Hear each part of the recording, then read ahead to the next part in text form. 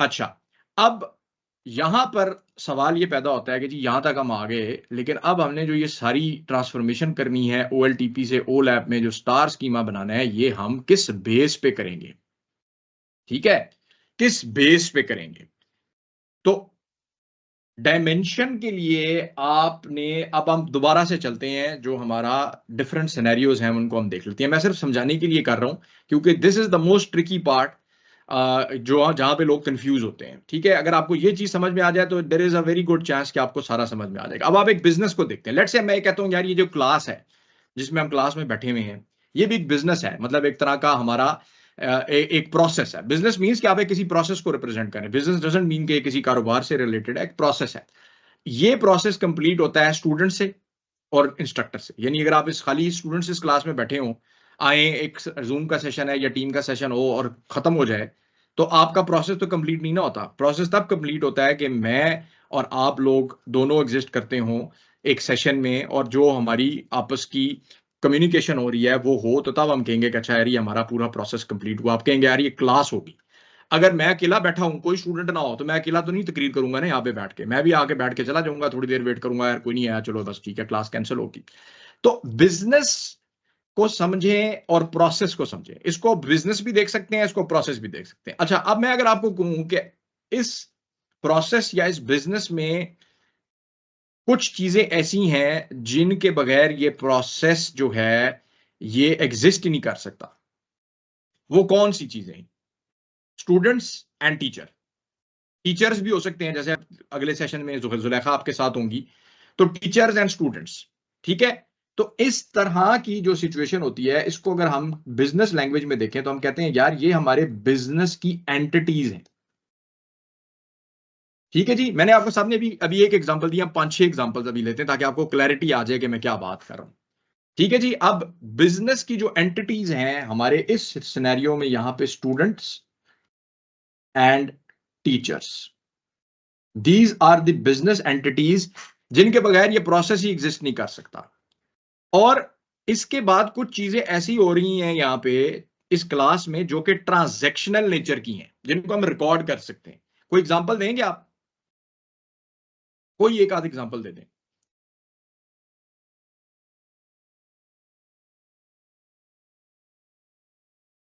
खामोशी। बहुत ज्यादा मुश्किल सवाल कर लिया मैंने। आप जो कुछ पढ़ा रहे हैं वो जो हम फॉर एग्जांपल उसको हम स्क्रीन पे देख रहे हैं, टेबल्स को देख रहे हैं, नई चीज को मॉडल्स बन रहे हैं, उसका रिकॉर्डिंग हो रही है, so this, this yes could be one. Exactly, recording. यानी हर सेशन की आउटपुट होती है कि एक वीडियो आपके पास आ जाती है, रिकॉर्डिंग। तो ये ट्रांजैक्शनल है। आप लोगों की अगर मैं अटेंडेंस लगाना शुरू कर दूं, आपका क्या ख्याल है, ये ट्रांजैक्शन में आएगा? बिल्कुल आएगा जनाब, क्योंकि ज़ाहिर है आप आएंगे तो आपकी अटेंडेंस लग रही है। मैं कहूँ यार आज लेट से, आज क्या तारीख है, 11 तारीख है, 12 तारीख है, 11। तो 11 तारीख को मैं कहूँ यार अटेंडेंस में, ठीक है, तो मैं स्टूडेंट का नाम लिखूंगा और आगे मैं एक कहूंगा कि यार अटेंडेंस यस या नो। ठीक है, तो is this, isn't this a transaction? Transaction है ना? मैं कहूँ यार यस स्टूडेंट इज प्रेजेंट और student absent, this is a transaction. ठीक है, सो आपके पास किसी भी बिजनेस प्रोसेस में दो तरह की चीजें होती हैं। मतलब इसको कंक्लूड मैं इस तरह कर रहा हूं, एक होती हैं एंटिटीज और एक होती हैं कुछ ट्रांजैक्शंस। ठीक है, this is the first example. Second example जो भी हमने पीछे भी देखी, जिसके ऊपर हमने पहले वीक में काम किया, रिटेल स्टोर। रिटेल स्टोर के अंदर अब हम इसी चीज को देखते हैं। आपके ख्याल में रिटेल स्टोर के अंदर अगर मैं जाऊं तो बिजनेस एंटिटीज कौन कौन सी हो सकती हैं जो हमने एग्जांपल देखी? क्या कस्टमर एक एंटिटी हो सकता है? अगर आप एक रिटेल के अंदर जा रहे हैं, ट्रांजैक्शंस हो रही हैं, तो क्या customer is one of the entities और नॉट? जी बिल्कुल। ठीक है, इसी तरह प्रोडक्ट्स भी होगा। ठीक है, कि वो प्रोडक्ट कस्टमर स्टॉक कस्टमर जाएगा तो उसने उसने प्रोडक्ट्स के साथ ही इंटरेक्ट करना है ना। फिर आपके पास आपका स्टोर इटसेल्फ एक एंटिटी होगा। ठीक है, क्योंकि वो जो जिस जगह पे वो काम हो रहा है वो स्टोर है, तो स्टोर भी इटसेल्फ एक एंटिटी है। अब स्टोर के अंदर भी अगर हम चले जाएं तो उसके डिफरेंट सेक्शन भी एंटिटीज हो सकते हैं। ठीक है, डिपेंड करता है कि हम उसको देख किस एंगल से रहे हैं। बट ब्रॉडली स्पीकिंग अगर मैं बात करूं तो हमारे पास कस्टमर, हमारे पास प्रोडक्ट और हमारे पास स्टोर, मोटी मोटी हमारे पास तीन एंटिटीज हैं। ठीक हो गया जी। ट्रांजैक्शंस में क्या होगा? What could be the transactional data?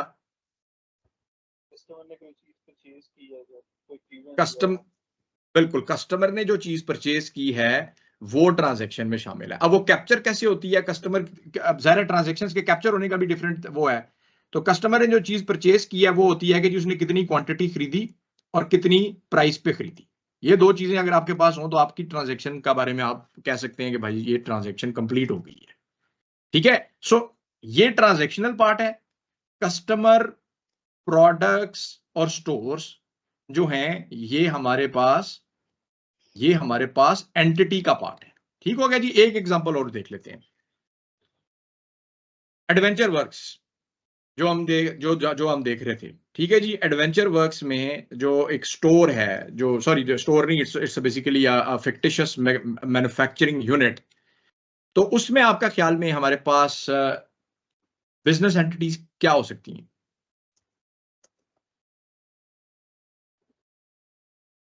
Just 3-4 के नाम ले लें, मैं बहुत ज्यादा डिटेल में नहीं जा रहा, बताएं।